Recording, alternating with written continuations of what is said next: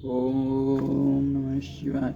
केदारेश्वर तथा भीमशंकर नामक ज्योतिर्लिंगों के आविर्भाव की कथा तथा उनके महात्मा का वर्णन सूची कहते हैं। ब्राह्मणों, भगवान विष्णु के जो नर नारायण नामक दो अवतार हैं और भारतवर्ष के बद्रिका समतीर्थ में तपस्या करते हैं, उन दोनों ने पार्थिव शिवलिंग बनाकर उसमें स्थित हो पूजा ग्रहण करने के लिए भगवान शंभु से प्रार्थना की। शिव की भक्ति के अधीन होने के कारण प्रतिदिन उनके बनाए हुए पार्थिव लिंग में पूजित होने के लिए आया करते थे। जब उन दोनों ने पार्थिव पूजन करते बहुत दिन बीत गए, तब एक समय परमेश्वर शिवा ने प्रसन्न होकर कहा, मैं तुम्हारी आराधना से बहुत संतुष्ट हूँ, तुम दोनों मुझसे वर मांगो। उस समय उनके ऐसा कहने पर नर और नारायण ने लोगों के हित की कामना से कहा, देवेश्वर, यदि आप प्रसन्न हैं और यदि मुझे वर देना चाहते हैं तो अपने स्वरूप से पूजा ग्रहण करने के लिए यहीं स्थित हो जाइए। उन दोनों बंधुओं के इस प्रकार अनुरोध करने पर कल्याणकारी महेश्वर हिमालय के उस केदार तीर्थ में स्वयं ज्योतिर्लिंग के रूप में स्थित हो गए। उन दोनों से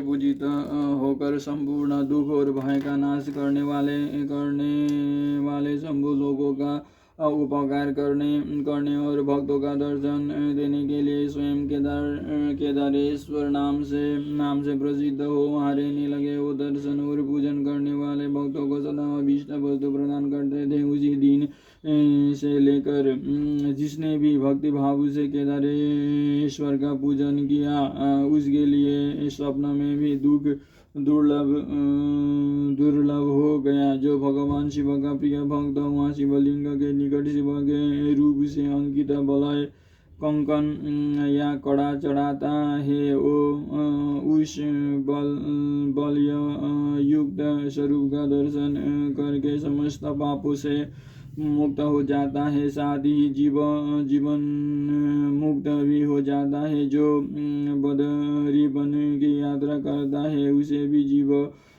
मुक्ति प्राप्त होती है। नर और नारायण के तथा केदारेश्वर शिव के स्वरूप दर्शन करके मनुष्य मोक्ष का भागी होता है, इसमें संशय नहीं है। केदारेश्वर में भक्ति रखने वाले जो पुरुष वहाँ की यात्रा आरंभ करके उनके पास तक पहुँचने के पहले मार्ग में ही मर जाते हैं, वे भी मोक्ष पा जाते हैं, इसमें विचार करने की आवश्यकता नहीं है। केदार तीर्थ में पहुंचकर वहां प्रेम पूर्वक केदारेश्वर की पूजा करके वहां का जल पी लेने के पश्चात मनुष्य का फिर जन्म नहीं होता। ब्राह्मणों, इस भारतवर्ष में संपूर्ण जीवों को भक्ति भाव से भगवान नर नारायण की तथा केदारेश्वर शंभु की पूजा करनी चाहिए। अब मैं भी भीमशंकर नामक ज्योतिर्लिंग का महात्म्य कहूँगा। केदारेशस्य भक्तां ये मार्गस्यास्य विमृतं ते विमुक्तं भवन एव नात्र कार्य विचारण। कामरूप देश में लोक हित की कामना से साक्षात भगवान शंकर ज्योतिर्लिंग के रूप में अवतीर्ण हुए थे। उनका वो स्वरूप कल्याण और सुखदा आश्रय है। ब्राह्मणों, पूर्व काल में एक महापराक्रमी राक्षस हुआ था जिसका नाम भीम था। वो सदा धर्म का विध्वंस करता और समस्त प्राणियों को दुख देता था। वो महाबली राक्षस कुंभकर्ण के वीर्य और कर्कटी के गर्भ से उत्पन्न हुआ था तथा अपनी माता के साथ महापर्वत पर निवास करता था। एक दिन समस्त लोगों को दुख देने वाले भयानक पराक्रमी दुष्ट भीम ने अपनी माता से पूछा, माँ, मेरे पिताजी कहाँ हैं? तुम अकेले क्यों रहती हो? मैं यह सब जानना चाहता हूँ तथा यथार्थ बात बताओ। कर्कटी बोली, बेटा, रावण के छोटे भाई कुंभकर्ण तेरे पिता थे। भाई सहित उस महाबली वीर को श्री राम ने मार डाला। मेरे पिता का नाम कर्कट और माता का नाम पुष्कसीधा विराट मेरे पति थे, जिन्हें पूर्वकाल में राम ने मार डाला। अपने प्रिय स्वामी के मारे जाने पर मैं अपने माता पिता के पास रहती थी। एक दिन मेरे माता पिता अगस्त्य मुनि के शिष्य सुतीक्ष को अपना आहार बनाने के लिए गए हुए बड़े तपस्वी और महात्मा थे। उन्होंने कुपित होकर मेरे माता पिता को भस्म कर डाला। वे दोनों मर गए। तब से मैं अकेली होकर बड़े दुख के साथ इस पर्वत पर रहने लगी। मेरा कोई अवलंब नहीं रह गया। मैं असहाय और दुख से आतुर होकर यहाँ निवास करती थी। इसी समय महान बल पराक्रम से संपन्न राक्षस कुंभकर्ण, जो रावण के बेटे छोटे भाई थे, यहाँ आए। उन्होंने बलात् मेरे साथ समागम किया। फिर वे मुझे छोड़कर लंका चले गए। तत्पश्चात तुम्हारा जन्म हुआ। तुम भी पिता के समान ही महान बलवान और पराक्रमी हो। अब मैं तुम्हारा ही सहारा लेकर यहाँ कालक्षेप करती हूँ। सूर्य कहते हैं, ब्राह्मणों की यह बात सुनकर भयानक पराक्रमी भीम कुपित हो यह विचार करने लगा कि मैं विष्णु के साथ कैसा बर्ताव करूँ। इन्होंने मेरे पिता को मार डाला। मेरे नाना नानी भी इनके भक्त के हाथ से मारे गए। विराट को भी इन्हीं ने ही मार डाला और इस प्रकार मुझे बहुत दुख दिया। यदि मैं अपने पिता का पुत्र हूँ तो श्री हरि को अवश्य पीड़ा दूंगा। ऐसा निश्चय करके भी महान तप करने के लिए चला गया। उसने ब्रह्मा जी की प्रसन्नता के लिए 1000 वर्षों तक महान तप किया। तपस्या के साथ साथ वो मन ही मन इष्ट देव का ध्यान किया करता था। तब लोग पिता ब्रह्मा उसे वर देने के लिए गए और इस प्रकार बोले। ब्रह्मा जी ने कहा, भीम मैं तुम पर प्रसन्न हूँ। तुम्हारी जो इच्छा हो इसके अनुसार वर मांगो। भीम बोला, देवेश्वर कमलासन, यदि आप प्रसन्न है और मुझे वर देना चाहते हैं तो आज मुझे ऐसा बल दीजिए जिससे कहीं तुलना ना हो। और सूर्य कहते हैं, ऐसा कहकर उस राक्षस ने ब्रह्मा जी को नमस्कार किया और ब्रह्मा जी भी उसे अभीष्ट वर देने के अपने धाम को चले गए। ब्रह्मा जी से अत्यंत बल पाकर राक्षस आपने घर आया और माता को प्रणाम करके शीघ्रता पूर्वक बड़े गर्व से बोला, माँ अब तुम मेरा बल देखो। मैं इंद्र आदि देवताओं तथा इनकी सहायता करने वाले श्री हरि का महान संहार कर डालूंगा। ऐसा कहकर भयानक पराक्रमी भीम ने पहले इंद्र आदि देवताओं को जीता और उन सबको अपने इस स्थान से निकाल बाहर किया। तदनंतर देवताओं की प्रार्थना से उनका पक्ष लेने वाले श्री हरि को भी उसने युद्ध में हराया। फिर प्रसन्नता पूर्वक पृथ्वी को जीतना प्रारंभ किया। सबसे पहले वो कामरूप देश के राजा सुदक्षिण को जीतने के लिए गया। वहाँ राजा के साथ उसका भयंकर युद्ध हुआ। दुष्ट असुर भीम ने ब्रह्मा जी के दिए हुए वर के प्रभाव से शिव के आश्रित रहने वाले महावीर महाराज सुदक्षिण को परास्त कर दिया और सब सामग्रियों सहित उनका राज्य तथा सर्वस्व अपने अधिकार में कर लिया। भगवान शिव के प्रिय भक्त धर्म प्रेमी परम धर्मात्मा राजा को भी उनसे कैद कर लिया और उनके पैरों में बेड़ी ढाल कर उन्होंने एकांत स्थान में बंद कर दिया। वहाँ उन्होंने भगवान की प्रीति के लिए शिव की उत्तम पार्थिव मूर्ति बनाकर उन्हीं का भजन पूजन प्रारंभ कर दिया। उन्होंने बारंबार गंगा जी की स्तुति की और मानसिक शांति आदि करके पार्थिव पूजन की विधि से शिवलिंग शंकर जी की पूजा संपन्न की। विधि पूर्वक भगवान शिव का ध्यान करके हुए प्रणव युक्त पंचाक्षर मंत्र ओम नमः शिवाय का जाप करने लगे। जब उन्हें दूसरा कोई काम करने के लिए अवकाश नहीं मिलता था उन दिनों उनका स्वाध्वी पत्नी राजबल्लभा दक्षिणा प्रेम पूर्वक पार्थिव पूजन किया करती थी। वे दंपति अनन्य भाव से भक्तों का कल्याण करने वाले भगवान शंकर का भजन करते और प्रतिदिन उन्हीं के आराधना में तत्पर रहते थे। इधर वो राक्षस वर्ग के अभिमान से मोहित हो यज्ञ कर्म आदि सब धर्मों का लोभ करने लगा और सबसे कहने लगा, तुम लोग सब कुछ मुझे ही दो। महर्षियों दुरात्मा राक्षसों की बहुत बड़ी सेना साथ ले अपने सारी पृथ्वी को अपने वश में कर लिया। वो वेदों शास्त्रों स्मृतियों और पुराणों में बताए हुए धर्म का लोभ करके शक्तिशाली होने के कारण सबका स्वयं ही उपभोग करने लगा। तब सब देवता तथा ऋषि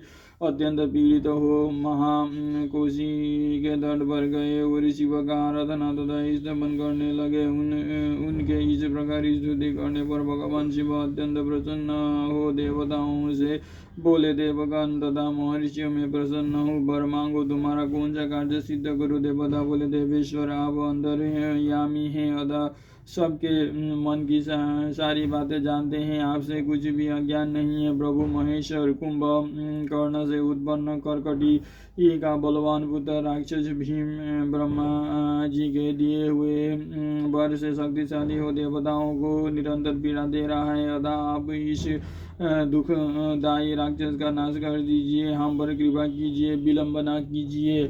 शंभु ने कहा, देवताओं कामरूप देश के राजा सुदक्षिण मेरे श्रेष्ठ भक्त हैं, उनसे मेरा एक संदेश कह दो, फिर तुम्हारे सारा कार्य शीघ्र ही पूरा हो जाएगा। उनसे कहा, कामरूप देश के अधिपति महाराज सुदक्षिण प्रभु, तुम मेरे विशेष भक्त हो, अतः प्रेम पूर्वक मेरा भजन करो। दुष्ट राक्षस भी ब्रह्मा जी का वर पाकर प्रबल हो गया है, इसीलिए उनसे तुम्हारा तिरस्कार किया है, परंतु अब मैं उस दुष्ट को मार डालूंगा, इसमें संदेश नहीं है। सूर्य कहते हैं, ब्राह्मणों तब उन सब देवताओं ने प्रसन्नता पूर्वक वहां जाकर उन महाराज से शंभु की कही हुई सारी बात कह सुनाई। उसने वो संदेश कहकर देवताओं और महर्षियों को बड़ा आनंद प्राप्त हुआ और वे सब के सब शीघ्र ही अपने आश्रम को चले गए। इधर भगवान शिव भी अपने गणों के साथ लोक हित की कामना से अपने भक्तों की रक्षा करने के लिए सादर उनके निकट गए और गुप्त रूप से वहीं ठहर गए। इसी समय काम रूप नरेश ने पार्थिव शिव के सामने गाढ़ ध्यान लगाना आरंभ किया। इतने में ही किसी ने राक्षस से जाकर कहा कि राजा, तुम्हारे नाश के लिए कोई पुरस्चरण कर रहा है। यह समाचार सुनते ही वो राक्षस कुपित हो उठा और उनको मार डालने की इच्छा से नंगी तलवार हाथ में लिए राजा के पास गया। वहाँ पार्थिव आदि जो सामग्री थी उसे देखकर उसके प्रयोजन और स्वरूप को समझकर राक्षस ने यही माना कि राजा मेरे लिए कुछ कर रहा है, अतः सब सामग्रियों सहित इस नरेश को मैं बलपूर्वक अभी नष्ट कर देता हूँ। ऐसा विचार कर उस महाक्रोधी राक्षस ने राजा को बहुत डांटा और पूछा, क्या कर रहे हो। राजा ने भगवान शंकर पर रक्षा का भार सौंप कर कहा, मैं चराचर जगत के स्वामी भगवान शिव का पूजन करता हूँ। तब राक्षस भीम ने भगवान शंकर के प्रति बहुत तिरस्कार युक्त दुर्वचन कहकर राजा को धमकाया और भगवान शंकर के पार्थिव लिंग पर तलवार चलाई। वो तलवार उस पार्थिव लिंग को स्पर्श भी नहीं करने पाई कि उससे साक्षात भगवान हर वहाँ प्रकट हो गए और बोले, देखो मैं भीमेश्वर हूँ और अपने भक्तों की रक्षा के लिए प्रकट हुआ हूँ। मेरा पहले से ही यह व्रत है कि मैं सदा अपने भक्तों की रक्षा करूं, इसीलिए भक्तों को सुख देने वाले मेरे बल की ओर दृष्टिपात करो। ऐसा कहकर भगवान शिव ने पिनाक से उसकी तलवार के 2 टुकड़े कर दिए। तब उस राक्षस ने फिर अपना त्रिशूल चलाया, परंतु शंभु ने उस दुष्ट के त्रिशूल के भी सैकड़ों टुकड़े कर डाले। तदनंतर शंकर जी के साथ उसका घोर युद्ध हुआ, जिससे सारा जगत शुद्ध हो उठा। तब नारद जी ने आकर भगवान शंकर से प्रार्थना की। नारद बोले, लोगों को भ्रम में डालने वाले महेश्वर मेरे नाथ, आप क्षमा करे। तीन के को काटने के लिए कुल्हाड़ा चलाने की क्या आवश्यकता है? शीघ्र ही इसका संहार कर डालिए। नारद जी के इस प्रकार प्रार्थना करने पर भगवान शंभु ने हुंकार मात्रा से उस समय समस्त राक्षसों को भस्म कर डाला। मुने सब देवताओं के देखते देखते शिव जी ने उन सारे राक्षसों को दग्ध कर दिया। तदनंतर भगवान शंकर की कृपा से इंद्र आदि समस्त देवताओं और मुनीश्वरों की शांति मिली तथा संपूर्ण जगत स्वस्थ हुआ। उस समय देवताओं और विशेषतः मुनियों ने भगवान शंकर से प्रार्थना की कि प्रभु आप यहाँ लोगों को सुख देने के लिए सदा निवास करें। यह देश निंदित माना गया है, यहाँ आने वाले लोगों को प्राय दुख ही प्राप्त होता है, परंतु आपका दर्शन करने से यहाँ सबका कल्याण होगा। आप भीम शंकर के नाम से विख्यात होंगे और सबके संपूर्ण मनोरथ की सिद्धि करेंगे। आपका यह ज्योतिर्लिंग सदा पूजनीय और समस्त आपत्तियों का निवास करने वाला होगा। सूची कहते हैं, ब्राह्मण उनके इस प्रकार प्रार्थना करने कर लोक हितकारी एवं भक्त वत्सल परम स्वतंत्र शिव प्रसन्नता पूर्वक वहीं स्थित हो गए।